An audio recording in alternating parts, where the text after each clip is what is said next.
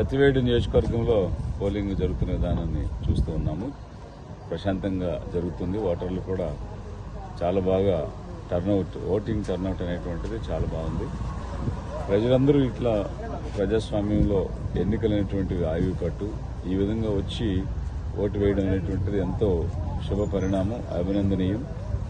అందరూ కూడా ముందు ఓటింగ్లో పాల్గొంటున్నందుకు మన డెమోక్రసీ ప్రజాస్వామ్యంలో ప్రజలందరికీ ఓటర్లందరికీ కూడా అభినందనలు తెలుపుతూ, ఇప్పుడు జరుగుతున్నటువంటి ఎన్నికల్లో డబ్బు అనేటువంటిది ప్రధానమైనటువంటి అంశంగా మారిపోయింది. అది ఎక్కువగా విచ్చలవిడిగా పంచడం అనేటువంటిది గత 4 రోజులుగా జరిగింది. ఈ విషయంలో ఎన్నికల సంఘం పూర్తిగా విఫలమైందనే చెప్పాలి.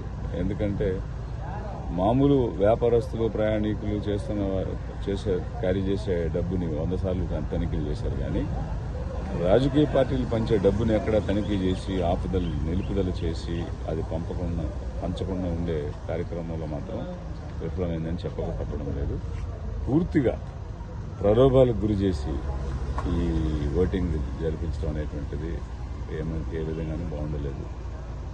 కానీ ఒక చైతన్యం అనేటువంటిది ఓటర్లను రావాలి. అదే సమయంలో విరివిగా వచ్చి పాల్గొనడం అనేటువంటిది మాత్రం అభినందనీయం.